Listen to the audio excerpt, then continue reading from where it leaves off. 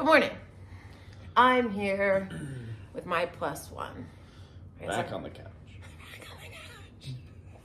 This is our therapy of sorts. I have to say, it's an interesting process making videos and then watching them as almost a therapeutic process for a relationship, but also just overall development and evolution. So we found a sort of interesting connection between our passions and applications. So my plus one, we need a name for you. Like, I'm the impassioned putz. What are you? I mean, you kind of need to come up with something. Putsy. You're not putsy. That's my thing. You're not. Oh, that's true. You're not putsy. I'm very putsy. Like breaking all the jewelry I've been getting lately, or pouring coffee all over myself this morning. You're not really putsy like that. And I get really passionate. He gets really passionate about quietly passionate. Quietly passionate. It's not as visible or palpable. But about things like Dragon Ball Z, which is a really awesome little cartoon show if you're not familiar with it. But it's an anime. It's different, but a cartoon. Okay, sorry. I just made a huge faux pas. You've just insulted a billion people. It's I'm fine. sorry. I apologize. I'm not trying to insult. I've watched animes. I'm just kidding. You're fine. But we're building a Always bridge understand here. you. Some people are going to see it as anime, and some people are going to see it as a cartoon and not understand the difference. So I get to be the putz that doesn't understand the difference. Will you explain it quickly? What's the difference between a cartoon and an anime? Aside from an art style, one is telling a story, and one is generally cartoonish in that it's more exaggerated. Whereas one emphasizes the portrayal of a story. Okay. The interesting thing about stories in our culture, if you've ever even studied Carl Jung and the hero's journey, is there's always sort of the same repetitive story that's being told over and over again. I personally love RPGs, JRPGs generally, which relates to anime. Similar art style in some ways. And there's always this story of someone overcoming. And when you're talking about the spiritual journey, it really is the hero's journey in many ways, which is really the human journey. Just reminding everyone that you are the hero. And just putting it in various forms. And so Dragon Ball Z actually has some very interesting parallels to the things I talk about on this channel and are exploring and applying to our lives. And of course, when you're on this journey, both my husband and I have been on the hero's journey for a while. We've been born with great raw material, you could say, for becoming powerful shifters in the world, at the same time being given extreme challenges that looked very different. Herculean tasks. Herculean tasks. But we dealt with them in very different ways. So where I responded very much sort of going out into the world, you sort of responded by staying away from the world and withdrawing. But we both withdrew sort of internally in different ways. And I think it's really interesting that two stories that could be perceived as complete opposites are actually very similar. And this goes back to the idea that we think opposites are things like hot and cold, or good and evil, or north and south. But the interesting thing about opposites is that they're actually the same topic. Your opposites aren't evil and hot, or north and west, right? But those are still both directions. So the idea is okay, north and up. So you have these things that are still on the same pole. So you could say someone who is, say, an addict or uses a lot of substances is on the same pole as someone who is completely sober and doesn't. There's still a connective mechanism. Even though they're opposites in that category, they're in the same category. So I've been doing a lot of thinking about that as it applies to us, where you might think someone are like opposites attract, they'll say, but really, if you're opposites in the same category, you have a connection, okay? Like hot and cold are connected through temperature. Cold and north are not connected because one is a direction and one is a temperature. And perhaps things like that would be more opposite or opposing because they're not connected in any way. Does that make sense? Yeah, they're not related. Yeah, they're not related. So oftentimes when we think we're opposite of something, we're actually connected to it. Related. And it's easier to achieve the opposite because you're on the same pole. That makes sense.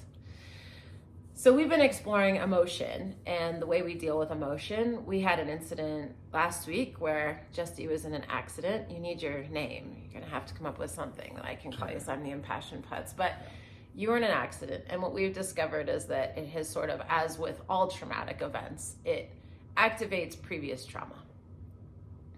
And so the traumatic feelings we have that we term in our society PTSD, which is a giant, is a label which I don't love, for a giant category. It's a bucket of experiences, but basically where when something activates sort of a traumatic experience, rather than coping in a normal way, and I have a lot of experience with this, but it kind of, if something triggers it, it kind of spins you off onto another mechanism altogether, where you have a normal cycle of getting upset or coping.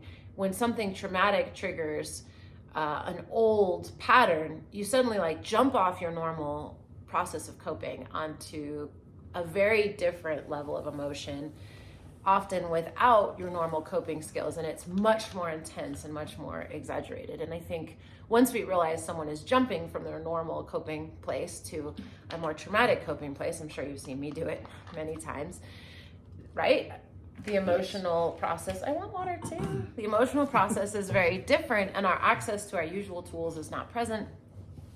But when we realize that's happening, we can show more compassion and empathy. In our last video, it was about mindful communication, and I didn't even mean to pick that up. I didn't even mean for it to apply to what we were going through that day, but I feel like it really did, and helped me certainly explore how mindful I'm being in communication. And if I have an understanding and compassion for something because I've been through it, why is it showing up in how I'm living in my most important relationship, and how can I continue to expand that?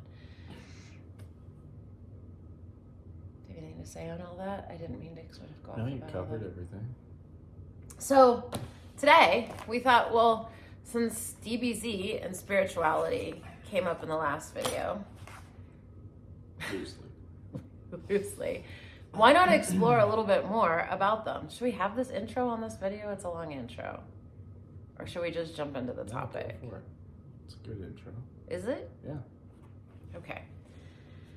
So we were exploring this idea of heroes and villains and what happens, because obviously every great hero has a villain or an antagonist, or, you know, something that they're sort of up against in the story. There has to be something for the hero to go up against, and there's a big psychology difference between a hero and a villain. They've often both experienced similar things, so that's where the whole thing about opposites, I guess, is what I was getting into, and what makes someone into one of these extremes, first of all, and then what causes someone to go more towards an evil villain side versus sort of a hero side. And the interesting thing about hero versus villain, we even have it playing out in our world, is people will sympathize with what some people consider to be a villain. I mean, you know, not to get into a really hot topic, but Israel and Palestine right now. So some people have it that one side is very heroic and one side is evil, and some people have it the other way. And I think that's a really interesting thing, to think that the side of good, probably neither is really truly a full spirit of good or doing all good things, or villainous at its core. And so it's very interesting that there's this piece of perception also that plays into it. But who really are we, and why are we the way we are? And no one can really establish that as well as Alan, I think, of what the human psychology, what's behind what's creating our society and human psychology, at least at this time, or maybe forever, who knows. So I was going to read a little bit from the book to kick it off. Feel free to interrupt me. Were you going to say something? No, it's just the book. The book. It's a great book. So it says here, the very society from which the individual is inseparable. So he does a lot on that you can't separate pieces. So even right now, we're trying to separate our genetics and our heart and our lung and our arm. You go to a doctor for each part of you. But really, you can't do that, because you are a whole happening process. And when we take like our blood out and put it in a test tube, or our genetics, it acts very differently than when it's part of our being.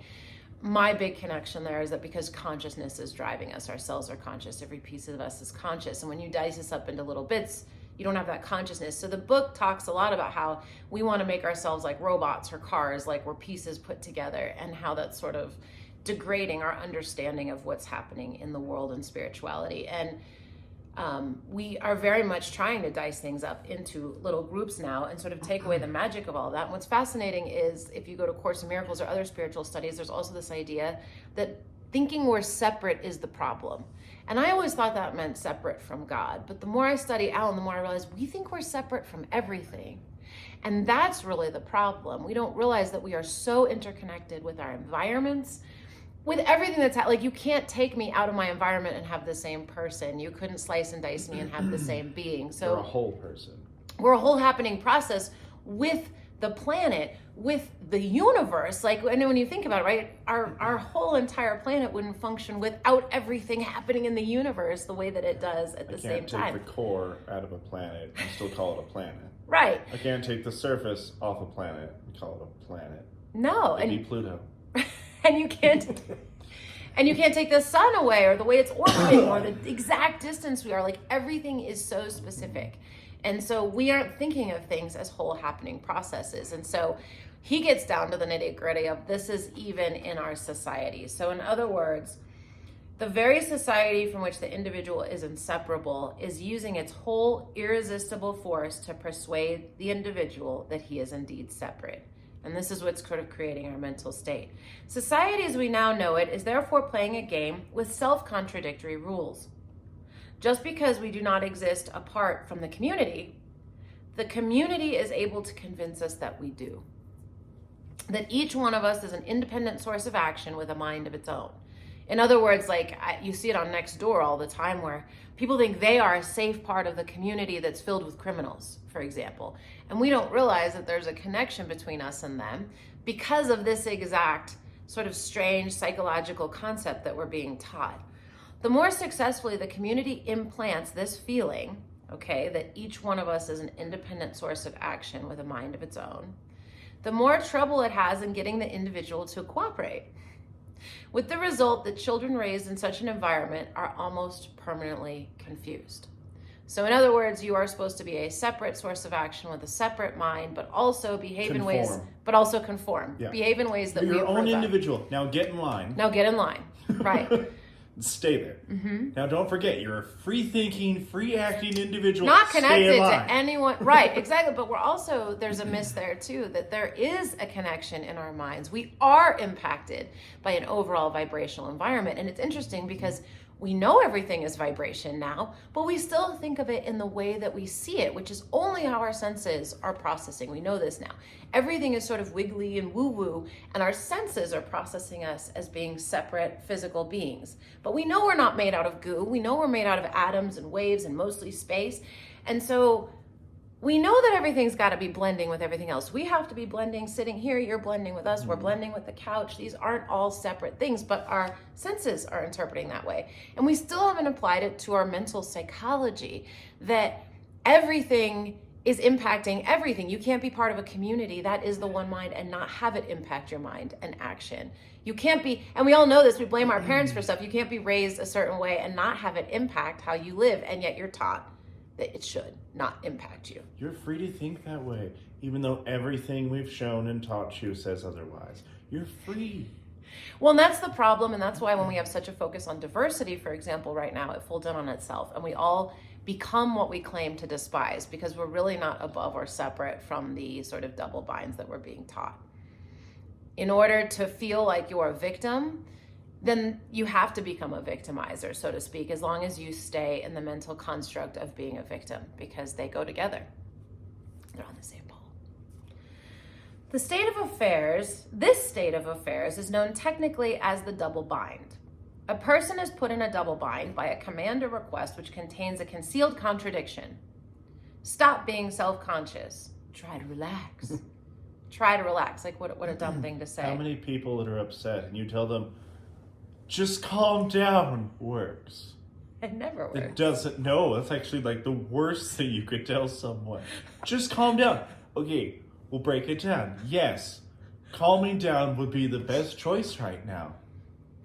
Telling me to just calm down while I'm in the state of being upset, it's not going to calm me down. Right. You can't just calm down if you're upset. It's an absurd idea. Or the famous prosecuting attorney's question to the man accused of cruelty to his wife, have you stopped beating your wife yet? Answer yes or no. And this is a damned if you do, and a damned if you don't situation which arises constantly in human and especially family relations. A wife complains to her husband, do you realize that since we were married 2 years ago, you haven't once taken me to the movies? It's interesting when you've lived this and then you actually read it in a book. That's how common this is. Not in our relationship. To be fair, we've tried to go. There was nothing good to see. This doesn't occur in our relationship. You still treat me exactly as you did, even better than when we were dating. But many relationships go through this. That's why it's in a book. The book. So it says, do you realize that since we were married 2 years ago, you haven't once taken me to the movies? It wasn't that way when we were courting. I think you're beginning to take me for granted. When the penitent husband returns from work the following evening, he says, darling, what about going to the movies after dinner? And she replies, you're only suggesting it because I complained. Well, we must have gone through that at least once. I've got that a few times. Every relationship, but not very much. I'm sorry that... I was trying to respond to what you asked for. No, I did plan to do this. You just happened to realize it had been a while, and I agreed that since we had done it, and then you pitch it, you're like, well, like, well, yes, I agree, it's been too long. That's but true. It's not just because you feel that way. I felt that way too. It's not just because you complained. Yes. I thought about it and you realized you were right. Yes. But then we take away the opportunity to fix it. That's true with lots of things. That goes It both is. ways. It is. It is. It goes all ways, yes. Society, as we now have it, pulled this trick on every child from earliest infancy. In the first place, the child is taught that he is responsible, that he is a free agent, an independent origin of thoughts and actions, a sort of miniature first cause. He accepts this make-believe for the very reason that it is not true. He can't help accepting it, just as he can't help accepting membership in the community where he was born. He has no way of resisting this kind of social indoctrination. It is constantly reinforced with rewards and punishments. It is built on the basic structure of the language he is learning. It is rubbed in repeatedly with such remarks as, it isn't like you to do a thing like that. I heard that a few times. Or don't be a copycat, be yourself. Or when a child imitates the mannerisms of another child whom he admires, Johnny, that's not you, that's Peter. That literally happened to me. It's so weird that that's in a book, and it had such a psychological impact on me. Why couldn't I have read this book a long time and realized that's just what people do? So, when you're in a big family, when you have multiple siblings, that's their thing. You don't get to do that. Right, so then you, okay, yeah. Yep. The innocent victim of this indoctrination cannot understand the paradox. Well, because they're trying to be independent because of this paradox, when really you can't be different than your siblings because you're all around each other. How could it not we all impact got you? a very similar upbringing with the same parental unit. Right. It'd be likely we'd have a similar interest. Well, right. The innocent victim of this indoctrination cannot understand the paradox. Like, we don't get it. He's being told that he must be free. An irresistible pressure is being put on him to make him believe that no such pressure exists. You're free to do what you want. You can't As do long that. as I approve of it. Yeah. The community of which he is necessarily a dependent member defines him as an independent member. In the second place, he is thereupon commanded, as a free agent, to do things which will be acceptable only if done voluntarily. It's a trick. You really ought such a good to love boy us. when you do that. You're such a good boy. That's right. You really ought Good to love us. girls, would do that. Oh, my brother used to say that to my niece all the time. It would drive me nuts. Princesses wouldn't, like he was always telling her to cross her legs and put her skirt down. A princess wouldn't sit like that. And I'm like, "Argh." But a queen would. I should have said that. You really ought to love us. Say parents, aunt, uncles, brothers, and sisters, all nice children love their families and do things for them without having to be asked. In other words, we demand that you love us because you want to and not because we say you ought to. Part of this nonsense is due to the fact that we confuse the must expressing a condition. And this is how Alan Watts gets into language, which is fascinating. To be human, you must have a head, he gives an example. With the must expressing a command, you must put away your toys. No one makes an effort to have a head, and yet parents insist that to be healthy, a child must have regular bowel movements, or that he must try to go to sleep, or that he must make an effort to pay attention, as if these goals were simply to be achieved by muscular exertion. Or we'll medicate you because you must do it. And there's something wrong with you if you can't. Have you ever tried to will your foot to move? You just move it. You just move it. You don't stare at your leg and you're like, move. No, you just move it. Just move it. Children are in no position to see the contradictions in these demands, and even if some prodigy were to point them out, he would be told summarily, which some of us do, but we'll get to that in a minute, not to answer back, and that he lacked respect for his elders and betters. Instead of giving our children clear and explicit explanations of the game rules of the community, we befuddle them with hopelessly because we as adults were once so befuddled, and remaining so, do not understand the game we're playing. A double-bind game is a game with self-contradictory rules, a game doomed to perpetual self-frustration, like trying to invent a perpetual motion machine in terms of Newtonian mechanics, or trying to trisect any given angle with a straight edge and a compass. The social double-bind game can be phrased in several ways. The first rule of the game is that it's not a game. Everyone must play. You must love us. You must go on living. Be yourself, but play a consistent and acceptable role. Control yourself and be natural. I love that one. Yes, be authentic and natural. Be inauthentic, or be authentically inauthentic, in other words. Try to be sincere. And it's interesting because we were talking in the last video about how I feel like no one can really talk honestly with each other or really be themselves. We're all putting on this show, which is causing so many other issues. But this is why, now I'm realizing I didn't even make that connection before making this. This is why, because we're trying to be sincere, because we're being told we need to play a role in society while also being ourselves. And so we create a split. We create our external person, our work person, our home person of how we think we can fit these roles. And then we have the internal person, right, that's watching porn or like doing blow or, you know, whatever it is. No, really though, we're having this private world because it's something that's unacceptable, and we're not really healing those things because we're siloing them and pretending that they're both us, but we know they can't be, and we create this split within ourselves. And some people get worn down wearing so many masks. They do, and that's why every social structure you go into, you're like, oh, that's right. Well, and that's why the self-destructive behaviors. Be professional. Also be yourself in that interview. I don't know if this person would like real me. Hi, I'm super professional and I've got everything in order. Everything. My house is a mess and I'm $50,000 in debt, but I've got my life together. Look at the car that I drive. Have you seen where I live and how I dress? Look at my clothes that I can't afford, but I wore Look for at my this children interview. who are perfect. Essentially, it's only been Jimmy twice. But you only know that if you run a background report, so I can that. hide that, right? Essentially, this game is a demand for spontaneous behavior of certain kinds. Living, loving, being natural or sincere, all of these are spontaneous forms of behavior. They happen of themselves, like digesting food or growing hair. To your point, we don't think about growing our hair or digesting our food, but we're trying to think about doing these things, and that's what takes the naturalness out of it. As soon as they're forced, they acquire the unnatural, contrived, and phony atmosphere, which everyone deplores. Weak and scentless like forced flowers, and tasteless like forced fruit. So, to that point that you just read, the villain and the hero. The villain is so frustrated with this that that's what causes their outbreak. The hero has come to terms with this and also is making that choice voluntarily. Well, here's the thing. They represent that thing that we want.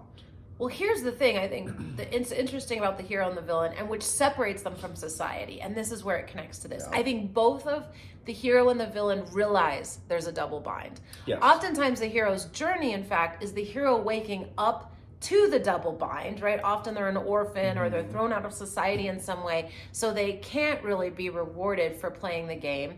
But they're also told there's something magical and special about them. That's kind of like the basic thing. The villain seems to have figured out the double bind early on. And is upset about and it. Is mad. It's like, how dare you put me in this, and I'm going to show all of you the double bind that you're in. Right. Enter the Joker. the most beloved villain.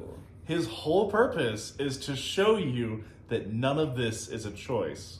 Anarchist. His whole thing is to show society you're wrong. Right, and and as to soon as you disrupt admit it and make you he'd uncomfortable. be happy. I mean, also he wants the Batman to kill him. But that is also because he wants Batman to accept that he is actively choosing that and it's not a natural response. Well, he also wants... No. He doesn't. He knows Batman is forcibly making himself be the hero.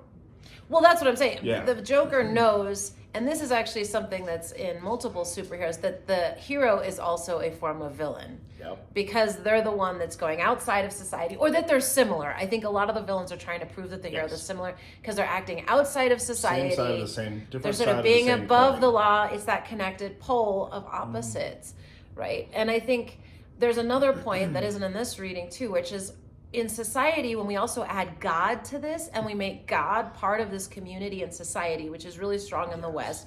God wants you to be a Republican, right? And vote for certain people and do certain things and be on certain side of political. So God is built into our society. If you can't align with it, then you become at war with your own nature because God made your nature. And even though we kind of don't, even if you're an atheist and don't believe it, it still gets into you that in some way you are at war with how you were designed. And that's when you can become, I think, a supervillain and not care that you're killing other people because you've decided, I'm on the side of evil and bad. I can't align with God and society. There's something wrong with my nature. And so you let go of all your empathetic and compassionate So they're bitter resources. about the double bind. Whereas the hero usually accepts it, but is actively choosing, like, you should be choosing it. It's not a choice anymore. It's a natural thing. They truly do believe that, and that's why we idolize them. You're doing the thing we wish we could do. The villain? No. So, a normal person who's in the double bind, you are told you should want to do this, and it should be a natural thing, but you're consciously choosing it. The hero is naturally choosing it. But the hero is also aware. Yes, but they've gotten through the threshold that we haven't. And that's why we exemplify. Every time. Sorry. That's why they exemplify the best. Why we think heroes are so amazing, because they've achieved the thing that our double bind is trying to pitch. Are they, or are they rising above it? They rose above it, but they are doing good because it's a natural thing that they believe to do. They're not saying, "Well, I want to." No, it's usually not even a thought. I will stand up without any second hesitation. See, but I think the hero is actually realizing they're in a double bind and isn't accepting it anymore. They aren't they actually are operating as a free agent. They're actually saying, you're right, there is something magical about me, and there is something more powerful than everything, and so I'm going to let go of that. And then you get into spiritual concepts, like with DBZ, it's what? Super Saiyan. Yeah. I'm not just saying I'm Super Saiyan. Sorry. But...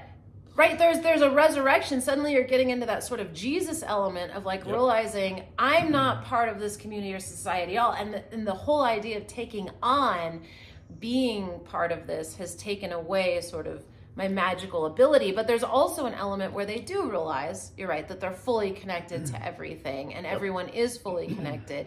And their ability to realize they're connected and not separate is what actually makes them a more powerful independent agent. Yep. Like Superman. But Superman only has superpowers on our planet, which I always found so interesting. If he actually would go home, which is another huge symbol, you're not really ever a superhero at home with your family. But you can be a superhero to your family. Not generally. Can is a strong, like even broad term. Jesus, when he went home, if you actually read the Bible, couldn't heal when he actually went home, which is pointing at the fact that people's faith in his power being connected is what made him more powerful. And he was aware because he said, I have to get away from these people in my family that don't think I can do this because I can't heal when they're around because they lack faith in who I am, because they're like, you're just that dude from, up the street. Like, we all know who you are. We all know who you are. Interestingly, we never see the villain go home. No. They tend to have no They home. usually killed them. Do they? Do they even have parents? Most background stories of villains, usually they are the ones that got rid of them. Certainly true. And but they had super villain parents is usually part of it. They were usually abusive. Like natural born killers, or they're terrible parents, either and then they killed their them. parents were abusive because of the double bind, actually. And then they became the Extreme villain double through bind. it. They helped them realize the double bind and that I can't comply with being a good person in this shitty environment. Right, and so they set themselves at war with their Yes. own nature. They And believed they were yes. bad and found comfort in that Yes. and power in that. Because I you like the finally found compassion and out who I empathy is the am. problem. I'm the villain. Caring about other people's feelings is part of the problem. Yes. So I'm just going to stop caring about anyone And I'll help you acquire realize power. where I am too. and get noticed. Maybe that's even what we're seeing in sort of, because let's be honest, all the shootings that happen, a lot of those are super villain type personalities. It's a psychology that's decided. I hit my breaking point and I want to show you. All I'm looking at are all the negatives in society, and I want everyone to know the pain I'm in or how I feel about things. And what is it? Or I can't also, I'm going to show you how terrible your bind is by my atrocity I'm going to commit. Look how that worked. A lot of people do it that way too as a statement. Maybe they're just throwing out society altogether. Maybe Yes. they're saying, I don't want anything to do with the community or care this at double all. bind that it put me in, I am going to break it or show it to you so that you break it. They consider themselves their own hero in their own crazy mind of, I'm going to free you from it too. I'm also a horrible monster. I'm a horrible monster. I think there's an acceptance of that because Correct. you couldn't do this game well, Yep. right? You ought to love us. Well, I can't. Well, you shouldn't ought to love super abusive parents. Like, let's be honest, there is no... Or they're evil from the get-go and they just kill everyone around them. That's usually like 80% of some people that villainous come in that way. backstory. Either their home life was bad or they got rid of their home life and are bad. But let's also hit on one point. Both of these are about the acquisition of power. Yes. And that they see through conforming, through the normal double bind, there's a limited amount of power, but something in the individual is longing for more power. And it depends how they see power, right? Is it attention? Is it taking life? Is it... They're taking that power. Whatever they perceive as power, they are taking it. and they perceive getting it, the villain, as stepping outside of the double bind, which also includes letting go of Free. the positive emotions, really, like love, compassion, connection. Now, the hero sees the acquisition of power in the connectedness, I guess, in what, standing for others, but also outside of the form social of norms. altruism, where Talk they see about something altruism. greater than themselves. Okay. Yes, they see society as that whole, and that they see the whole picture, that we are all connected. And the only way that works connected is if we remind each other that we all work together and it is a whole. Yes, and maybe the hero, actually, I just realized, is the one who is no longer doing it because they ought to. Yes. Maybe they're the one that said, I'm actually going to do what society's asking and be spontaneous and live in love fully spontaneously because I want to, not because I ought to. But the more you're taught it's forced, the more it's forced on you and you feel like you're doing it because it's a force, the more you're faking, That's the the less villain. access you have. Well, the villain's the ultimate faker, right? But Yep. so that's really interesting. I didn't realize like the hero might be the one, but maybe that's also But that's more. also- But is that also more of a double bind in what we're being taught in all these hero stories? That if you really accept it and really become super okay with it, It's because they've elevated past that they truly do realize the wholeness okay. of it. Like, no, we're connected. Like, Superman I'm not an independent. loves humanity. He does everything he can for everyone because he believes he is a part of the whole, and the whole will work. So he doesn't see himself as an independent agent anymore at all. No, he is not. No, he is an entity. He is an agent of the whole. Of the connection. Yes, he himself is a connected being to everyone else. Batman doesn't want anyone else to suffer because of the people outside of that whole community, of that whole. Like, all heroes fundamentally start believing in the whole without being forced. Okay, but now we're getting into something very interesting, which is another important part of this, that most superheroes have a double identity. And I don't think this is the case in DBZ. You'll have to tell me. They are just that. But Spider-Man, Batman, all of sort of like white Western heroes have two personalities. Like, they're not even actually living as the superhero. They're living as sort of a dumbed down, faked out someone who isn't. So I guess the hero is their real self, but then they're pretending to be in society something completely different. So a lot of them What's up with that? explain that, and they wish to be a symbol. But it is not an individual, a symbol that is greater than any one person. If you don't know who it is, it's not a one person, it's a symbol of the whole. But then that means that you can't achieve being a hero as a human because they have to hide their humanity. Because that's just you. Look what we did to Jesus. Well, we made him into a god. You made an idol. Because he couldn't be human, because then we would Because actually be able to no, relate and because achieve his power. He was both a man and God. a god. So you can just get rid of one. But that's a very dangerous concept for most. Yes, so you have to have him be one or the other. That's why heroes have a separate identity. They are separate. This is the idol. I am also just a person. The funny thing about Dragon Ball Z is no one's aware of them. They do all these things, save the universe. No one is really aware of them outside their little group. So then where is the hero that is actually known and is also a human? So then we have... Iron Man. But he has a suit. No, everyone knows who Iron Man is. Okay. Yeah, no, he is the most like, I'm Iron Man. It's even in the movie. They took that really well. You also have Captain America. Okay. They don't have secret, some of them don't have secret identities, but they are 100% all the time the same person. Okay, but... They don't have a different personality. They're the same. Iron Man, again, built a suit. So he's still a person, and then the Superman or superhero when he gets in the suit, right? So... Yes. I mean... Then you have Captain America. Okay. Who is a super soldier, who everything in him was exemplified to be the most true American ever. But is he really a superhero, or is he just a super American soldier? Well, what's the difference? Like a SEAL, like he's like a Navy SEAL. I mean, he can hold a helicopter. So he has super strength. He has super strength, super reflexes. What did it come from? What is his inception story? A serum. A super soldier serum. Okay. Black Widow took a smaller version of it. Ah, that's Black Widow. Yes, Black Widow. She has basically the dollar store version of it. That's why she's not super as much. But she was also trained as a Russian spy. She was an assassin. An assassin. Okay, she's got the whole assassin and then was given that. Then you also have the Hulk. You have like the Kill Bill type of assassin training. The Hulk has a dual trait. Yeah. Yes, but also in the movies, the last one, he found a way to merge the two, so he is now super strong and super smart. But he's now one person, and everyone finds it weird that he's green.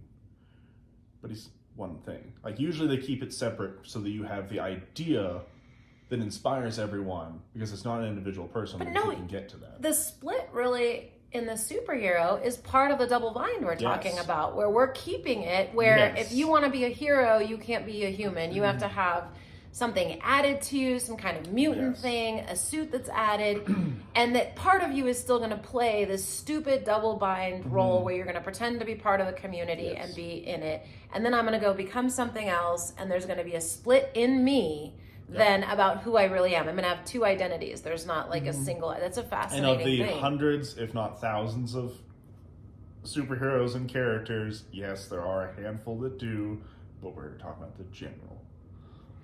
Well, and I think it's interesting to explore each one, because each one is a different kind of symbolism, right? Yes. We do have military powers or super assassin. You can go into Kill Bill, right? If you're trained to be a fighter, then you can become an assassin that way. But really, anyone who's trained to kill is really a super villain.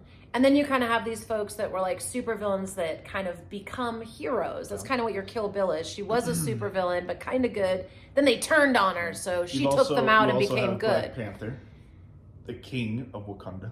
Okay. He also technically is serum, but it's kind of possessed by a spirit. Okay. That he also he's part God. He also has a super suit. But he's part God a bit with this spirit, right? Yeah, kind of. Yeah. Jungle God, kind of. Sure. Ayahuasca type thing. He is imbued with super reflexes and super strength. He's, I think, just above Captain America in his abilities, but he also has a super suit, whereas Captain America just has the shield. The invincible but he's shield. Also the king. He believes in his country. He is its primary defender, and he is also known. Its diplomat. But no, he's actually a hidden identity too, isn't he? The whole country is a hidden identity. It's a lie. Okay, but nobody knows who he is, right? They do. Well, they don't know he's the Panther. His people do. His people do. His people do, but the outside world do not. They just see the Black Panther. And then you've got the female superheroes like Wonder Woman that are just so uninspiring. Like she's like in a war scene and she doesn't even have makeup on. Is actually really cool.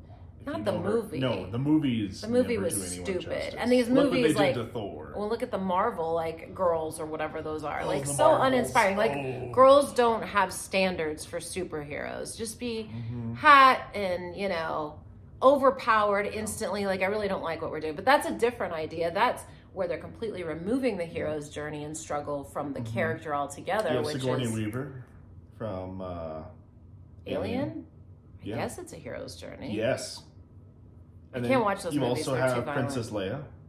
Everyone Okay. thinks she kind of got the shaft of that, but really no. She used her abilities to keep the galaxy at peace. Okay. She was literally the backbone of the rebellion. Okay, but they don't go deep into that. I wish they would No, go it's in the deeper into expanded that. universe. It's not canon anymore. Disney actually destroyed her character development. Another video, Disney. Oh. And what Disney has done to the superhero. What's interesting. The hero's journey is gone. Yeah, and what's interesting about that is there is a piece of this that is reality for what we're living. That's the thing. There is a piece of the hero's journey, and why it's in every single story is something that's trying to tell us something, which goes back into the spirituality, that you can all become Jesus. You can all become super powered, sort of superheroes. We could, if we could access this. Why do you think we keep telling the same story over? I think Spirit's trying to remind us, like, there's something you're missing. You can be a superhero or a supervillain, but either way, it's sort of stepping outside of this double bind and realizing it isn't real, and that as long as you're trying to pretend to be something else, something other than you are, which interestingly has a lot of layers, because a human in and of itself is a spiritual being trying to pretend to be something other than itself, right? It's part of the game. The game is, I'm going to be like God became man so man could become God, right? So we forget what we are. That's part of it. But you're supposed to remember while you're alive, and very few have remembered while they're alive. Buddha did, and Buddha's interesting because he's not as deitized as Jesus, but the path to get him to him has been made very complicated, sort of with the monking and the constant meditation. It seems like this is the path to Buddha, and everyone else doesn't get to access it, when really that wasn't his initial intent. If you really study Buddhism, that wasn't what it was about at all. He was saying anyone could access it. You don't need to be sort of a monk. But every way it's been blocked to get to this sort of superhero status. And I guess the superheroes are telling different ways that it's unblocked. But it's not through building a suit. And if you want... or lots of money. Or military training. Those are just fast ways. But we have a lot of those people, and they don't get there either. I think there's some billionaire now trying to live forever through some kind of weird serum. Who hasn't? What billionaire hasn't tried to live forever? But fascinatingly, since we are consciousness, we are going to live forever. You're not going to die. Your physical being will die, but you don't. So it's a stupid conversation at the end anyway. I was about to say, it's funny if you go back to Star Wars. It's the Sith who fear death and usually die early. And they also spend half their life finding a way to cheat death. Whereas the Jedi usually live substantially longer and never pursue the hunt for immortality, but the Force just keeps them alive. Well, and they're always immortal, right? They're always sitting on the bench as their little... they can. That's an ability, but... It's an ability? Yes. I thought it was a given if you became a powerful enough Jedi. No, you join back to the Force, and you join the collective consciousness, and you drift away. If you meditate and you actually commune with the Force, you can maintain your consciousness after you leave, and then you may return as a spirit wherever you wish. Okay. Now that's very The Buddhist. The Jedi is very Buddhist. Yoda is a Buddhist. Well, and the whole concept, because I think Buddhists say you're going to elevate, and if you really reach Buddhahood, you stay here and help in a spirit form to try to get everyone to elevate. Like you can't leave until everyone gets there. Whereas the Sith attach their spirit to physical items, and they can't leave that item, and that was their idea. Or they use spirit transfer and they take over other people's bodies. Again, expanded universe, another thing I know an unnecessary amount about. Whereas, All in due time. Yes, but they are locked to physical items. They cannot leave. That was the Interesting. best they could do. Whereas a Force Ghost could appear anywhere, anytime, to anyone as they wish. They are free to travel on the Force of the universe. Okay, so how does this then relate to DBZ, where they are normal beings So- that then access anger and then become So super you ghosts through have anger? to. So not only do you have to have a need of power, like you are desperate and you have a goal and you must succeed for the betterment of yourself or those around you. A selfless act, Like the of a Sun need. Summoner from A selfless Bone need. and Shadow and Bone. Shadow and Bone. So a selfless need, a desire, originally unlocked. We'll disregard super. Unlocked the ability to turn into a Super Saiyan. Usually, you were overwhelmed with so much power, you had to control your own emotions. When Goku first did it, he was so filled with power and rage, he struggled to maintain who he was. And then he goes to the whole fight, blah, blah, blah, and he slowly The 3-hour gets fight used to with it. It's a Frieza. long, it's actually only like 10 minutes. It's just- What's the 3-hour version? That's how long you watch it. Time dilation of perception. Okay, the fight That's is all. actually Again, a 10 whole minutes. other video to describe why that is. It's its own video. But anyways, when Frieza is dying after he is the clear ruler of the universe, slaughtered trillions of people, blown up countless planets, murdered Goku's friends in front of him, was going to murder the rest of everyone else and himself. He gets cut in half by his own attack, falls to the ground, and then he begs Goku to help him. Interestingly, I want to hear the rest of this, but inserting just quickly, what you're saying is the villain's rage and killing nature turns on himself, right? Because he's killed by his Yep. own attack. That's a fascinating thing in of itself. Correct. So he's killed by what he sent out. Yes, the imagery is clearly there from Toriyama when he was writing it. Okay. And then, after he is begging him, Goku rebuttals, how many people have asked you to Mercy. be spared and mercy and kindness? How many do you think begged for their lives and for safety and you denied them? And then he just says, please, and I'm sorry. And then Goku refuses to help him. He turns away, and then he remembers that he is a good person. And he does not want to be the You're villain. a good little boy. Well, no, that he was trying to remember. He's still trying to hold on to who he is. To not become what you despite all claim of to this despise, rage and power right? that he just unlocked. Right. Because he is stepping Yes. into the villain space, and that's always that He's interesting on that- play he's on between that villain and tipping hero. point. If On you're that tipping point, he could What's- easily just become a villain. And it's, what's the blind hero? It's such a dumb one, but Daredevil. Daredevil. It's dumb, but at the same time, one of the Netflix series, one of the Yep. best points I thought was that he's struggling with the idea, am I a Right. hero or a villain? Because at the end of the day, I'm killing too. Yes. And I'm doing the same thing. So Yeah. Goku So is as- basically facing As a that. backstory, Goku didn't understand life and death as a kid. Okay. And it was only through his teenage years and training under multiple people that he realized the value of life and not actually harming anyone. So Goku never kills anyone after that. After what? After this battle with Frieza? After he becomes a teenager and everything, he never wished to actually kill anyone. He would just say, "What if they come back? I will defeat them again." So he doesn't He kill will them. not kill them He because just takes them to the edge. correct. But he kills He Frieza. wants to show them that they are not powerful enough to continue to do evil, and they should use their power for good. So And that's what he's trying to hold convert on them. to. Okay. This monster of a being, Frieza, is sitting there now begging, and he realizes maybe he's come to that tipping point. So Goku turns back around after coming to that point that I do need to give this person another chance. And he gives him his own energy so that he can get up after he got cut in half. He basically rejuvenizes Frieza. Rejuvenate? I love That's that. the No, I word. like No, rejuvenizes rejuvenate. better. So anyways, then he tells him, I gave you some of my own energy. Do what you will with it. Sit there, leave, I don't care. You can now move on your own will. And then he leaves. Turns off Super Saiyan, trying to come to peace with what just happened. Flying away.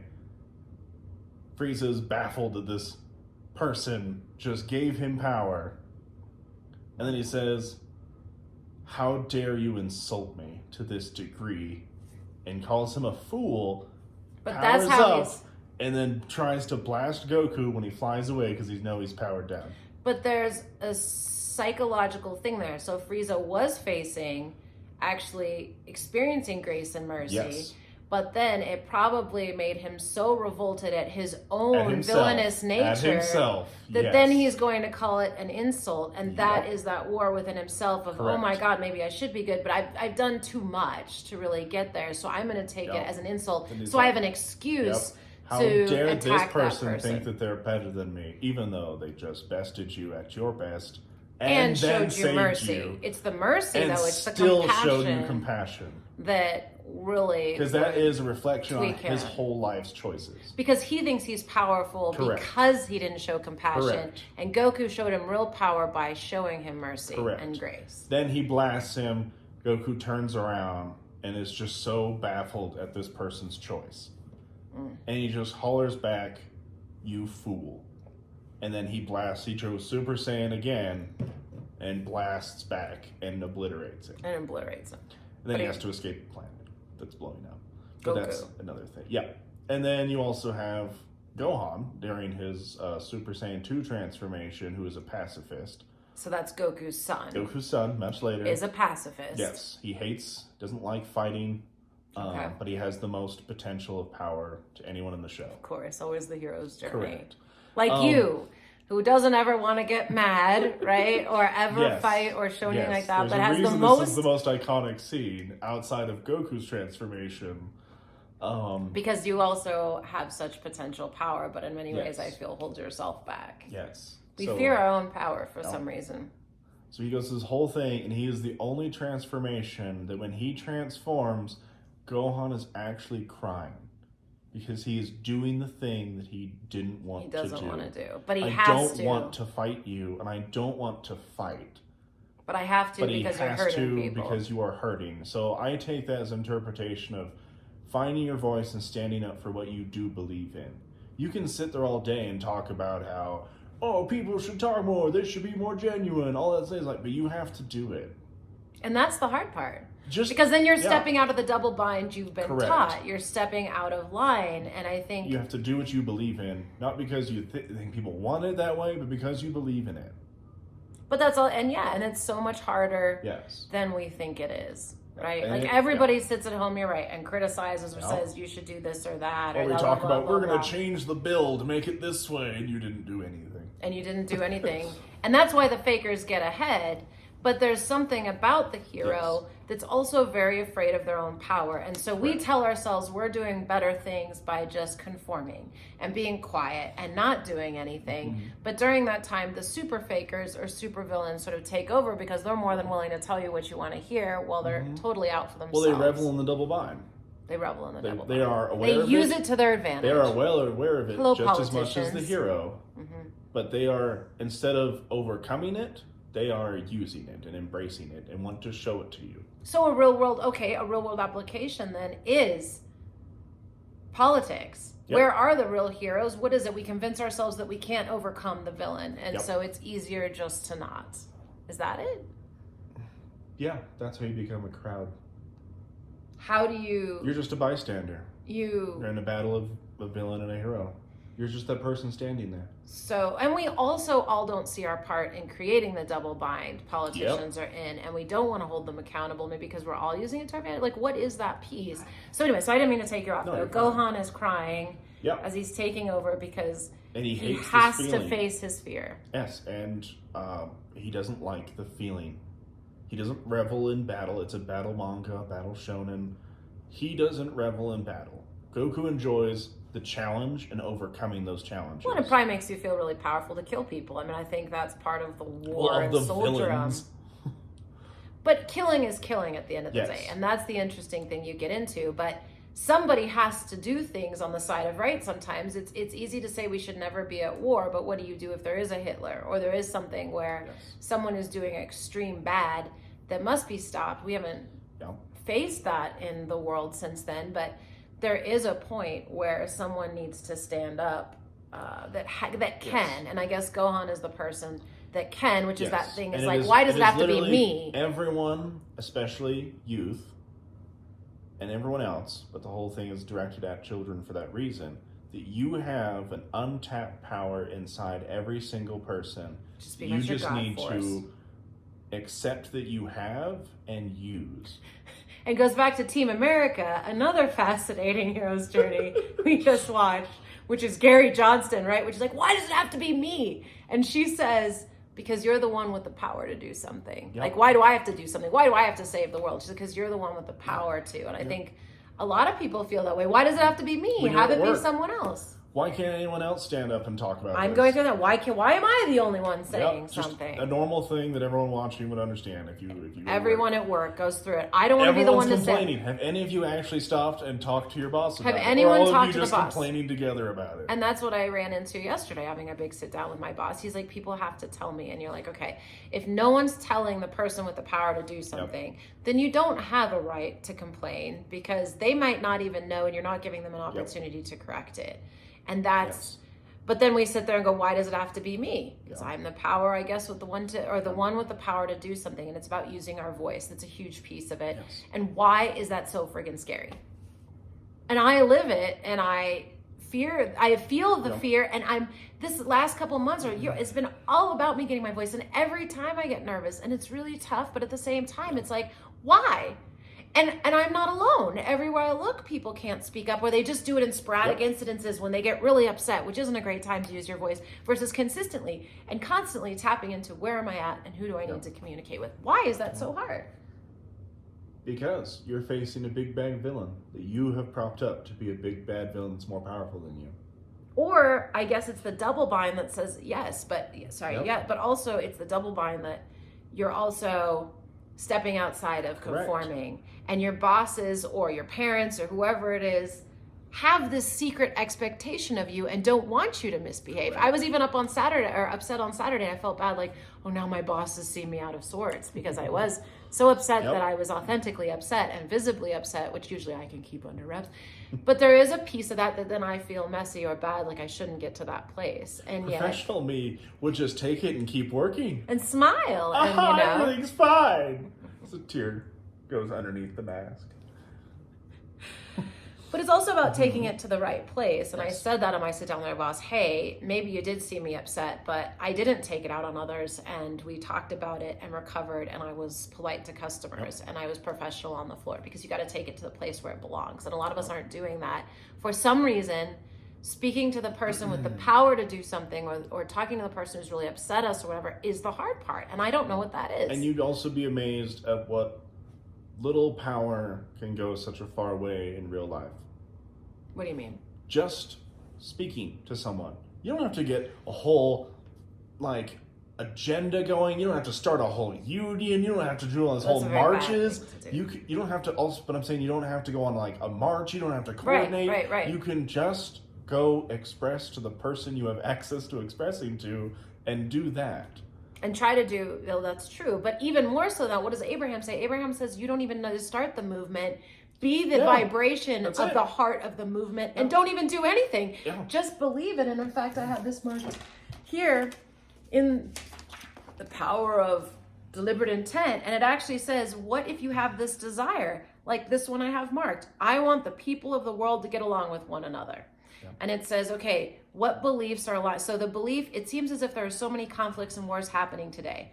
It says this belief is vibrationally incompatible with the stated desire. So in other words, if I say I want the people of the world to get along, and I believe it seems as if there's so many conflicts and wars happening, I am working against my own desire, because I'm not being the heart of the movement. But we think that's the heart or vibrational content that will shift that belief. We have it backwards. Then it says another belief, not all people are involved in conflicts. This is more compatible with your desire. But the belief there are many people around the world who are living in joy, and focusing on that is more vibrationally compatible with the stated desire. So in other words, if I want to see the people of the world to get along better together, then I need to focus on many people around the world living in joy. We think we have to focus on the problem to solve it and become a resistant force against it. And I guess that's a lot of the superhero story too, is becoming resistant against it versus focusing on what's happening that's aligned with our desire and putting all of our energy there. And then in that case, you are literally just a vibrational heart of the movement and helping and not adding to the problem by looking at the problem, like say the news. But again, you can just act like, what would that person do? Like, if you want to exemplify something, then do it. Like, wow, I really admire those people who can do that. Well, go do it. They're not doing anything different. They just happen to be doing. But also, and everyone else that follows adds momentum to that. It's true. It's true. But also, that we have to be part of the solution, you have to be constantly focused on and vibing with a solution, which is not war, it's peace. So if you want to focus, if you want more peace, you have to vibe with the peace. So how does that fit into talking with bosses and stuff? Then you could say, well, it's best for me not to do it at all because then I'm focusing on the problem and just focus on how amazing everything is. But sometimes I feel like that's not how you solve things too. Well, everyone has to be on the same page. They don't, though. That's the point of deliberate creation, is it's just how you're vibrationally being that will, because we're not disconnected, because we're not separate, will pull other people in the way that you are. Well, I mean, at work, if you just pretend everything is okay and you don't say anything, your bosses aren't going to change, your circumstances aren't going to change, and no one's going to talk because no one has talked. But you're still not talking, and you're still looking at the problem. But if you do I get that. Express yourself to management or anyone else you have a problem with, other people will be like, I can express too. Then once everyone expresses, everyone is on the same page and actual change can happen. And then guess what? Everyone is happier. I think what you're getting at from a vibrational standpoint is when you kind of get their eyes on the problem in the same way. You can't have everyone like this. Well, and everyone generally wants the same solution. Everyone wants a happy work environment. Everyone's productive employees.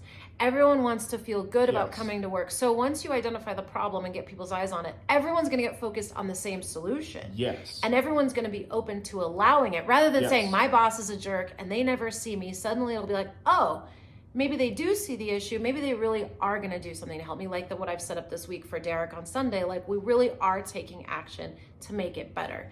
And then everybody can start to focus on the positive and the good. Then everyone does get on a similar wavelength. You have to have everyone on the same page. Because if you have people over here on this wavelength and everyone is down here like this, this one's that one, this one's going to be deeper. Yeah. Those are not the same vibration. They don't go together. You have to get everyone at least in a similar frequency so that everyone can get to the same area. So then that's what superheroes and supervillains, back to that, are doing to a certain extent. Yes. The villain wants to get everyone on the same chaotic sort of vibration, or maybe the Joker is a little bit more of a... He wants this. He wants to just break up the norm, until you right? notice that. He wants you to anarchy. see that. He wants to just disrupt it so you see it. But some villains are also trying to create mass fear, mass pain, vibe with me, where a mass hero or a superhero is trying to get everyone inspired that good can overcome. Yes. We can feel really positive. On a good vibration. That there is a way over evil and we're all okay and we're all connected. And maybe that's why when something terrible happens and people come together, everybody does come together and feel so inspired by that. Everyone drops to this slow one. If something tragic happens, everyone drops. On the spectrum of going up to a high vibration, there's an infinite amount of vibrations between there. But if something terrible happens, sadly, everyone drops to the same vibration. But then we're all united on that. It's bad. It's not great. Well, coming together, I guess, we're all coming together. Up. Yes, but then we all go like this together. But then there's this misperception that we need something bad to come together, which is not helpful. Do the same thing, but on the upper spectrum, because they give people hope. Hope. Faith. Yes. Sort of like a God element. It's a little bit of a deity element of hope that something will save us. Yes. And but it's some more people powerful say it's than more the of bad. something you can see every day. Like a random person running into a building. They're not a fireman. They're not a police officer. That is not their job. And they go do something heroic. If everyone hears about that, we are all up here and like, wow, that's amazing. Everyone immediately gets elevated to that position. The same thing as something tragic happens. Everyone gets elevated to whatever that is. It's just people gravitate because a lot of society has you down this bottom half. So when something tragic happens, it's easier for them to shift down. Well, I think right now what we have is people who are on different sides of the same issue, so no one can align. So in the case of like Israel and Palestine, like some people think Israel doing something is good and that gets them up here, and some people think that then that's bad for Palestine. But if Palestine or Hamas gets something and Israel suffers, there's the idea that someone else suffering or the side you disagree with suffering is somehow elevating you. And I think that's what gets into all of this violence, is if I can hurt the people that I think are bad, that's going to elevate me, but it doesn't. That's the sort of trick or the double bind. It just pulls you onto the same villainous vibe that killing is good. Like when Osama bin Laden, when he was killed and everyone was celebrating, mind you, he was a bad guy that needed to be taken out, but I found it so disturbing that people were so happy over the death of someone, because that is becoming what you claim to despise and being that villain. And I think interestingly about DBZ, they don't relish in the killing, which is one thing I really like. They understand that feeling good in killing someone, whether a villain or a hero, makes you the villain. Yeah.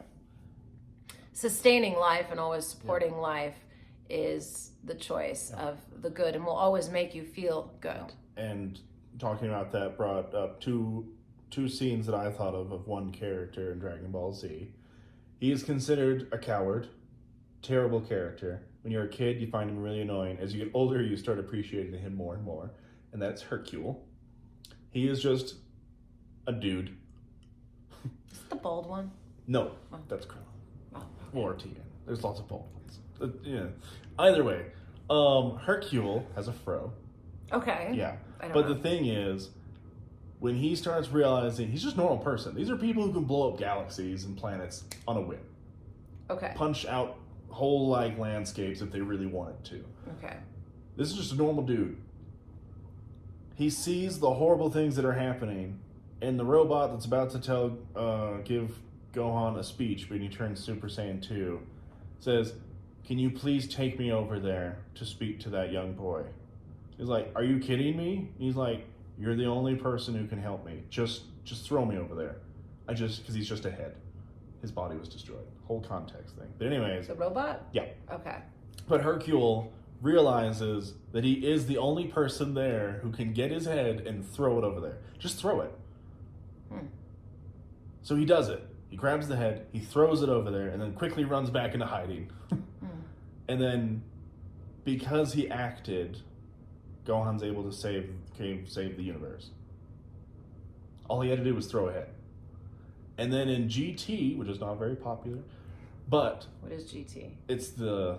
DBZ GT? Yeah, Dragon Ball GT. It's not a great execution of a story. But anyways, the point is, at the very end, everyone gets beaten, and they think Goku's dead. Hercule runs out there to grab his granddaughter and his friends that he barely knows and moves them to safety and stands there and tells the villain, "Do not hurt my granddaughter. Do not hurt my family." He is a nobody. He can't do anything, and now he's even an old man. And he's like, Goku's gone, everyone is gone, and he just goes out there to do what he can. And then Goku stands up behind him, puts his hand on his shoulder, and then Hercule starts crying because he's alive. But then Goku tells him... Goku's supposed to be dead? Yeah. And then, because he also can't sense power like everyone else can. Oh, okay. But they are all unconscious and beaten. But anyways, Goku puts his hand on his shoulder and says, "You're a real hero, Hercule. I'm not. You don't have any superpowers." And he literally tells him, standing up, regardless of the consequences for what you believe in, is what it's about when you're being a hero. And he tells him for the first time, because he's been a fraud his whole career, being in martial arts and everything else. Hercule? Yep. Okay. Goku tells him, "You're a real hero." And he says, "I'll take it from here, and you've inspired me." And he goes off and beats the villain. But he literally did that. Could have easily just hidden away and probably survived just fine. But instead, He went out there because he knew it was the right thing to do to protect what he could and use any power he had, regardless.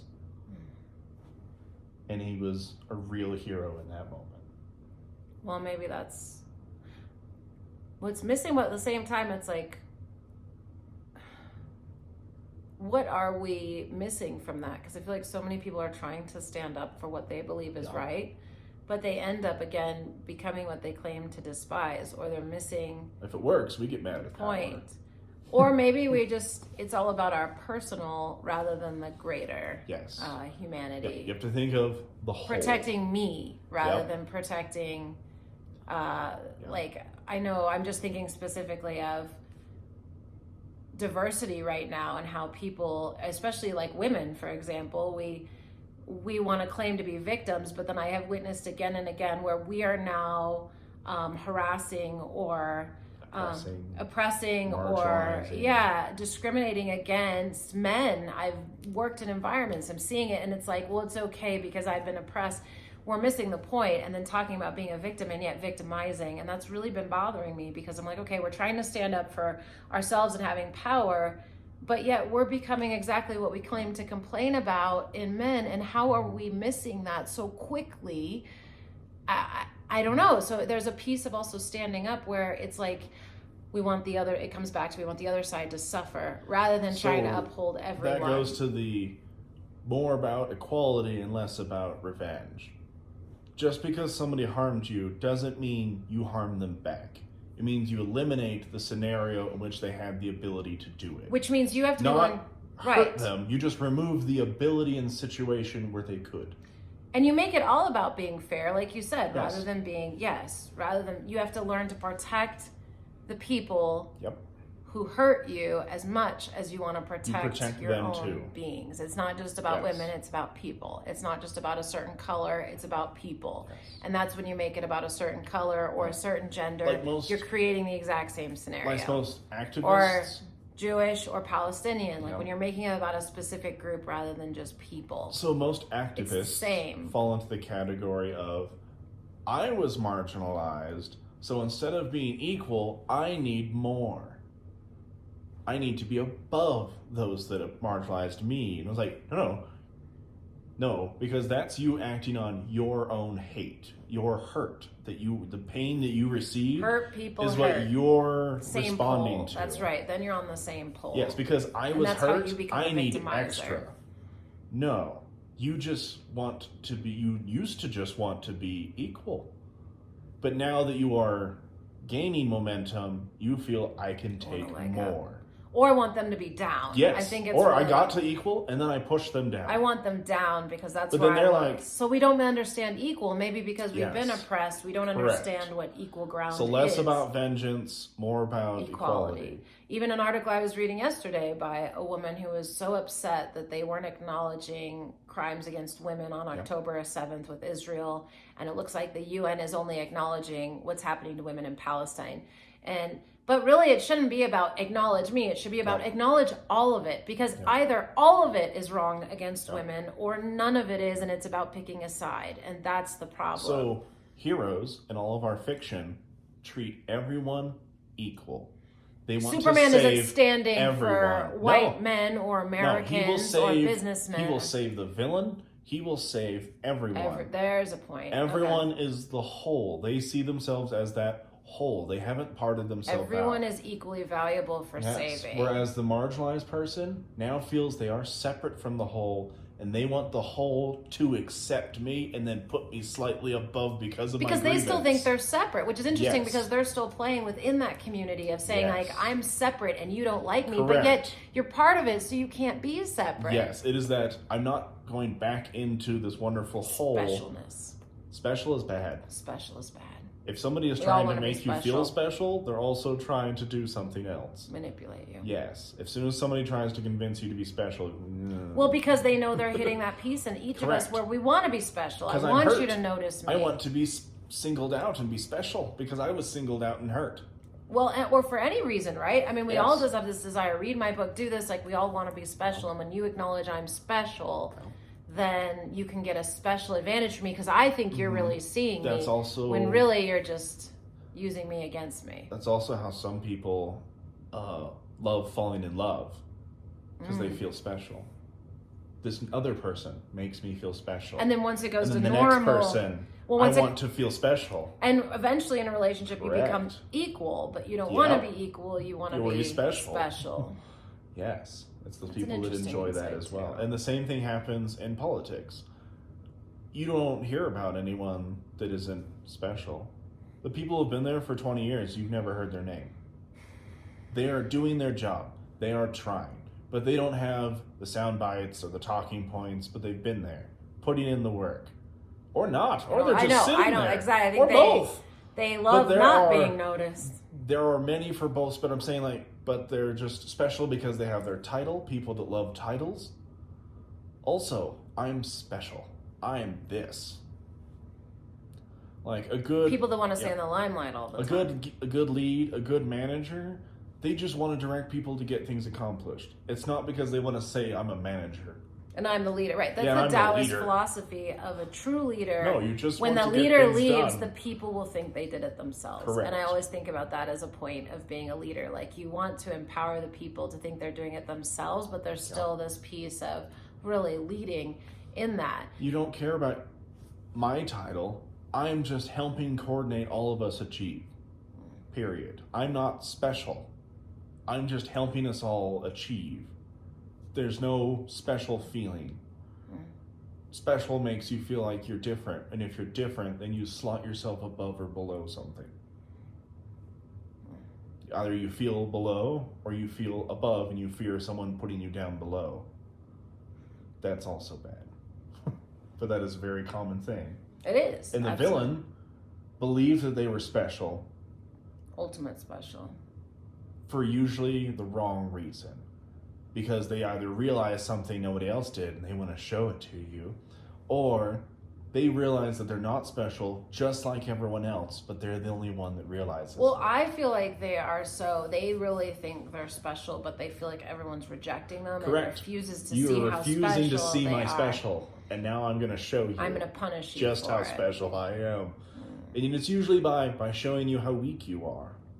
But that's through physical violence, generally. It's the fastest one, yeah. That's... Yep. Or fear. You have Scarecrow from Batman as well, who just revels in realizing people's fears. Playing off fear. Correct. And he just realizes, you all have fears. You're not better than me. Well, because he feels everyone else feels they're better than him. Well, and that gets into a whole different conversation about fear and the way to exploit fear. How fear, which we didn't even get into here, fear versus power, and how we want to sort of take power to try to get rid of our fear when faith is actually, rather than a power grab, doesn't really work to get rid of fear. It sort of exacerbates it, especially when you're taking power away from other people. But there's a faith in something greater that you don't have the power, but you can access that power, which is, again, gets more into a spiritual conversation, which maybe is what the villain and the difference between the villain and the hero.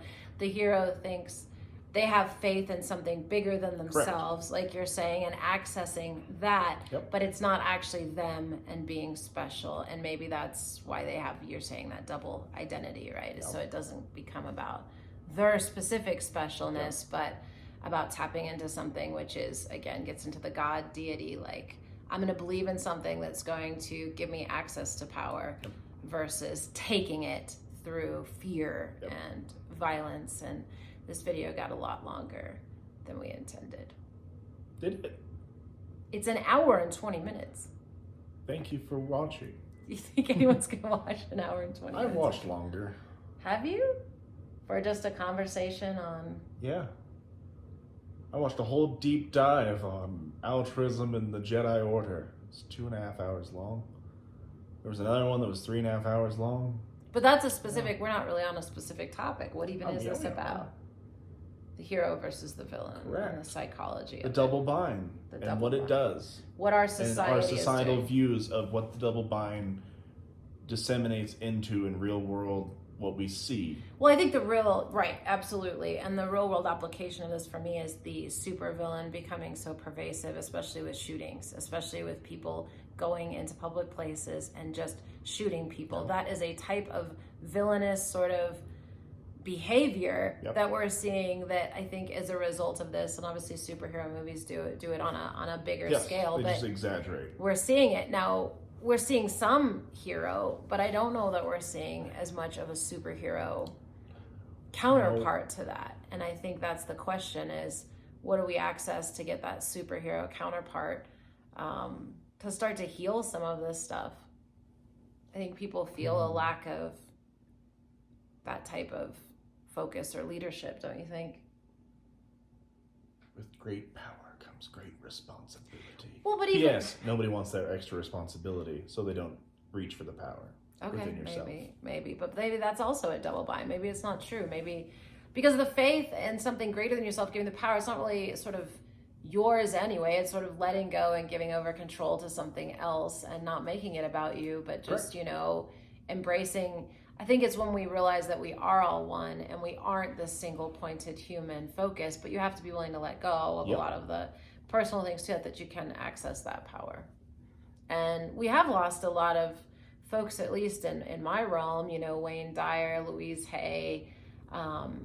We still have Abraham, which is fantastic, but a lot of the, Alan Watts, Neville Goddard, these are really big, poignant people talking about a way to focus in a loving way that I do feel we don't have as much of now. But I guess that creates the way for more. They always come and go. But I don't know. Interesting. So what do you want to say to wrap it up? To wrap up our not too long hour and 20-minute video on the psychology of society and how it's creating this sort of villainous personality and the hero's journey many of us are on. Double binds in the hero's journey. What's our conclusion? Depending on how you respond to being hurt, are you going to be more of a villain or more of a hero? Are you going to want to protect people from pain? Are you just going to try to protect yourself? Correct. Are you and hide away in a box? Are you going to separate yourself? A lot of people do. Or are you going to realize that you are a part of a whole thing? And there's one more element I'm going to add to what you're saying, to your point, that we have now that I don't think is in Alan Watts' double bind as much, which is the busyness. That's how a lot of us take our power away and check out from society, that we don't have any more give. We glorify it too. We glorify it, but we give away all our energy, all of our capacity, all of our lives to just being overwhelmed with work, children, stuff, activities. So who would even have the time to be on the hero's journey or even think about taking right action? And then we make up all these things to be afraid of. So we're going to hide away in our homes. It's like... Overstimulation doesn't leave you time for your own mind. You don't get to process all that stimulation you just brought in. Well, also all the screens. No, that's what I mean. Overstimulation, regardless of what it is. Your mind is always occupied. Anywhere, you don't have any time left for your own mind. And you can't process all the things that you're absorbing. You might get 20 hours of information, and it would take 10 more to process, and then you just sleep and you hope, hopefully that processed overnight because I didn't actually consciously think about it, and then you do it again. Then you get another 20 hours of information. So we're not processing. And we're not taking time to process our minds. You go to work, you turn on the boob tube, you drink some beer, and it's you're just checked out of your own life all the time, or you're not taking time to really think. And when mind is really spirit and the source of all power, it takes time with your mind, or even meditation and no mind, in order to create something new and different. And so I guess that's why, what's his name? I can't even think right now, but the Strangest Secret guy, where he say only 5% of the population become great because 95% are really just going through the motions and they don't even know why. And that's how we spend our lives. Not thinking. Not processing. But what's the point? I mean, you've done a lot of that. What's the point? I've also processed a lot because you're overwhelmed. When you're so overwhelmed with all the intake, you just want to turn off. I mean, I drank. It's similar to just checking out. But there's a difference between turning off and processing. Sometimes you can listen to something and it will help you process after you're done listening to it. That's all right. But that's why everyone says yoga, meditation, all that stuff. It's so good for you because it's the only time you can actually stop but your brain will process because it's still doing a basic function, but it's still processing. Well, yes, but Abraham also says like it's actually in the no thinking that you have two minds, right? Gotcha. So the thinking mind is constantly generating a certain vibration. So if I'm looking at the news or whatever I'm looking at is generating something in me. When you have no mind and you're sort of taking a space of space, your vibration without those first mind thoughts, your second mind will sort of align with your source being, and in the no thoughts, you'll naturally raise up to a higher vibrational space. We're just not taking time to get to level 2 and 3. Right. We spend all day in 1. Just thinking, or just processing. Just 1. Processing. Just all of intake. Obsessive you're thoughts. Just intake. Fear thoughts. And then the process of all that intake. Like the overwhelming stage, I think is right there between level 1, level 2. Like if you have level 1 here, the intake of all your experiences of the day. Level 2 is the ramifications of those days. Then there's this overload part. And the level 3 is supposed to be the processing and be able to recycle back. So change your responses to step 1. But you're only getting to step 2. You're never taking the time to process, which means you're going to repeat your exact same things in step 1 and step 2. Or, yes, exactly. You're only focusing on the problem. You're not getting to the actual The problem processing. is a different vibration than the solution. As long as you're I do that. I'm constantly obsessing with the same problem, same conversation. You can't let yourself get to the vibration of a solution, which is going to be different. You have to get off of it. Think about something happy or good. Give yourself time to process or just be sort of empty. And that's when the solutions will come to you. Yep. And some people think like video games, marijuana, drinking, all of those things. You're like, I don't feel any of that. You've literally found the space between 2 and before 3 starts. You're not doing anything. Or you're falsely getting yourself it's not processing. So, like... You're going to repeat your same response you had in 1 and 2 because you're not getting to 3. Well, changes the response for the reset. Well, it's a fast track. So, like, if I were to smoke weed, suddenly I can have a lot of insights about solution that are awesome. But I don't know how to get myself there without it, right? If you take something and suddenly you're in the space of calm or you're able to access solution, you didn't get yourself there. So then you need this medium to get you there. Yep. And that isn't building a skill. I think so many of these things are skills. We call them mental disorders, or we're going to medicate, or we're going to do it. But really, it's a skill of being able to get yourself there anyway. There's a gap between 2 and 3 where I think, if I take that, I'm having these great ideas, and I can't access it yourself, then there's this gap you've now formed between step 2 and 3. Which means without that, you're just going to repeat step 1 and 2, which was already getting you overwhelmed. And then you need the fast track to get you out of it. And then you become reliant on it. That's where the cycle begins. And this is also between 2 and 3 is where you're going to realize that double bind. But 3 is supposed to help you process it to change your response to 1 and 2. But we also get dependent on it, and we don't realize our minds are creating the reality. So, like, if I meet kids today, they're like, well, I can't function because I don't have my medication today. They've told themselves that so much that it becomes true for them, regardless of whether it would actually be true. We think it's that way. I don't have my medication, so I'm not okay. When you think it's the pill you're making powerful versus and also your own this belief fleshy in body will respond to chemicals. This, not so much. Maybe temporarily, but if it doesn't function, it won't function. But mind and spirit aren't of the body. Those are the real creative powers. I mean, the body was just here. So yeah, I can induce a lot of things chemically. It's not a lasting thing, and it's not actually helping me. Body doesn't create. The body is an effect, it's not a cause. Yes. Like, you can get some crutches to help you, but it's not supposed to be a fix. Right. Like, temporary. So this is what I'm supposed to get to. Okay. Then go get to it on your own. Don't keep using the crutches, otherwise your legs won't work. But isn't that kind of what a superhero's mechanisms are? A little bit of crutches, like Spider-Man, like the suit. He's bitten by a spider. But I mean... Their hiding of their own identity is a little bit of a crutch, isn't it? Rather than he could just go out and be Spider-Man without the suit, couldn't he? Yeah, but then he wouldn't have a personal life. That's part of the balance. Is once everyone knows who you are, then everyone's going to go to you. So they would also separate to be an image, to be an idea, so that they can still have their personal life. But we have to make the hero more accessible. Exactly. Don't we? We have to make it so you can be both. Yep. Goku does the same thing every day.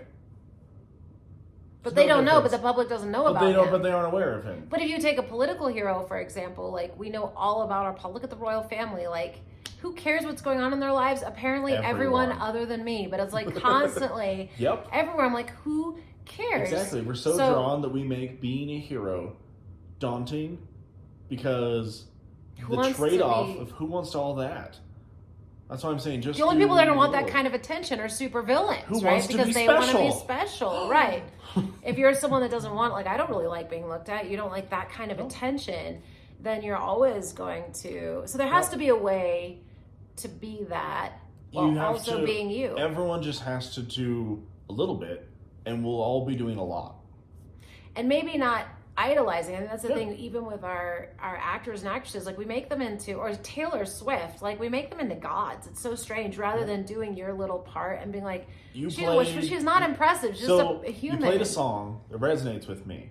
That does not make you better than me. That does not make you some idol. No, it's so weird. You should say, thank you for the song that resonated with me. Yeah. I appreciate that. That probably someone else wrote, or, but, I shouldn't say it. Anyway, but yes, thank you for the song. Another video. Thank you for the song. Yes. And that's that. There's no reason to thank you. Be grateful. I appreciate that. We're literally worshiping her like a god. And the person that is doing it for the right reasons will say, thank you, and continue about their good work. Real musicians create music. They're not trying to do it. They're just trying to express themselves. They just want to express themselves. They don't do it for money because there's very little money actually in music for real musicians, only if you're willing to be a complete sellout. But this is like, that is their art. Yes. That is their form of communication, and that's where you're honoring them rather than worshiping them because, they've written a tune. It's so strange. Same thing with public servants. Very few people thank them. A lot of them don't get a lot of thanks. But also they're constantly shouldn't be doing it. But also you shouldn't be doing it. You should be doing it because you're doing it for the reason you wanted to do it. Well, it shouldn't be a career. It should probably be just a spurt of public service. Yes. And then it can be that when it becomes a career and about all this money and all this stuff. But it shouldn't be about all the money or all the accolades or anything like that. You're doing it because it's the right thing to do. And that's why you're doing it. That's how come teachers are so flip a coin. I don't know if you're getting a good one. The person either A, wanted the summer off and still be paid, or B, loves educating children. But we don't really have that anymore because we're always choosing things for money. Like that's like why our doctors aren't healers anymore, right? They go into it for the money because it's a good career. That's not what it should be about. I still think that shouldn't be about money. Their white coats should all have the patches of the brands they like a NASCAR driver. Who are your sponsors? Because you walk through the hallway. Well, that's because the guys that went into medical school were businessmen who wanted to make a lot of money. Correct. I've worked for doctors like that. They're like, oh, I can't really make money doing this, even though they're making a couple hundred. They're like, I need to go into pharmaceuticals or stock trading, or they're money hungry. They're people that wanted a career to make a lot of money, and that's very dangerous and some of when them it are mixes heroes. with our health. There are a lot of good doctors. There were more before. There were more before, right? And we're like, I want to help people. But it also used to be accessible to people who really wanted to do it. Now it's like you have to be so perfect on paper and all these things where it's like you have to be so focused on wanting the money, not healing people. Because when you're really talking about healing people, you're not about money. And when you're painting a career as being about money and making it so expensive. The same way heroes don't get paid. All of your fictional heroes, they just do it. They have their own job. No income. But they just do it. It's true. They support themselves through other means. Yes. They just want to do what is right because they believe it's right because it's right. Maybe we should start wearing masks so no one knows who we are. What do you think? Like maybe just a little eye thing? I never got that. Would it really make it so people couldn't recognize you? Maybe. If you're seeing people with and without glasses, you will walk past them. Really? Yeah. I could get my glasses I had a couple of friends that was like, I have glasses. They could literally walk through the hallway and only like maybe one or two people that were their close friends would say hi. Really? Put them back on and more people was like, oh, hey, Nick, hey. Well, maybe we should do that. Go full Clark Kent. Well, we could just be, like Clark. Superhero video people pulling things out. You have a lot of great ideas. Sometimes. A lot of the time. Anyway. Thank you for staying with us. Thank you for staying with us and watching this. And hopefully it stimulated some ideas in you and you're willing to join us in this conversation of what does humanity need right now and what is a hero and what holds us back from being that. Comment some of your heroes and why. Like put it down there.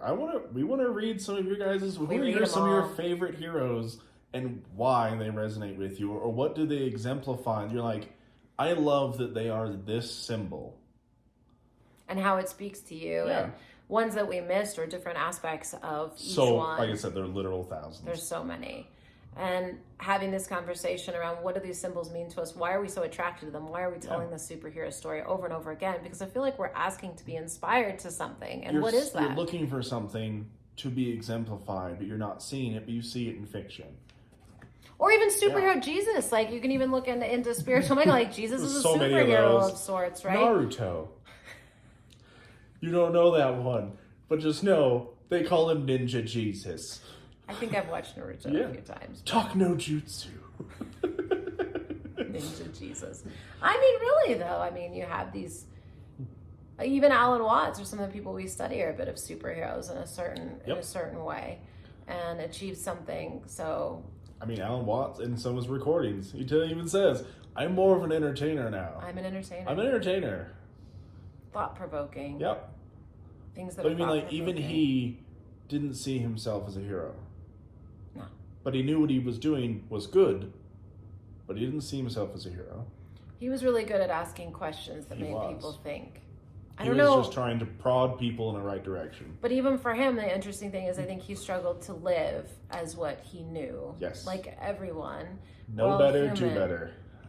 And that's hard. It's hard in application. It's much easier to talk about. And that's one of the things we're attempting to do here is like, how do I integrate this into my daily life? Because we can sit here and talk about it and sound however all the time. But really, who am I being in my life? Am I being this? And I think more and more I am. I think... Are you someone's superhero? You can be someone's hero. That's true. You're my hero. But I want to see you being a hero out there more and championing yourself more. But that's also part of growth. Yeah. And watch out for being special. Watch out for being special. Especially if you yearn to be special. Self-check yourself. That's a villain. Self-check. You're about to be villainy. But I mean, if you go into the Course in Miracles, that's all it's all about. That's the whole reason we're human, is because we wanted to be special, because we didn't like God's equality that he offered to each of us. And so that's kind of another fascinating concept, which we'll get into some other time. But that specialness is what caused us to want to be separate, because when we were all together and all one, we weren't special, we were equal. And because we didn't like that, we wanted to experience being special. And the interesting thing about wanting to experience being special, the only way you can experience being special is by other people not being special. And you, sometimes in the game, not being special or being oppressed, because that's sort of the way the game is right now. And it's kind of funny. Oh, you want to go be special? Okay. I'll go put you down there with everyone else. It's kind of a funny. It is funny. And separate you so you lose all your power. I'll go put you back in a hole with the whole collection there. But you'll be separate beings, but and then you'll just do this. Separate beings. And it's the dream of the body. That you're also kind of one. The dream of the body. That. Yeah, that someone has to be up for someone else to be down. And it's like constantly, and you're going to play all the roles so you can begin to see that wholeness and equality is the best solution, right? We have to work our way back there. Turns out he was right. Yeah, I think that was always going to be the game in the end, wasn't it? Sure. Okay. Go ahead. Wholeness. You let me know when you're done. Letting go. But we even love being special, us. I mean, because if we didn't, we would be part of the whole. That's the whole thing, is anyone who's in a body is still attached to being separate and special, and to a certain extent. That's why we made it bigger. Your whole community. You're a whole nation. You're a whole planet. You're a whole planet. That's really your whole... Earthling. It's part of it. All right. So with that, thanks for being here. Thank you. And we really appreciate you, and we'd love to hear some of your thoughts on the topic. Have a blessed day.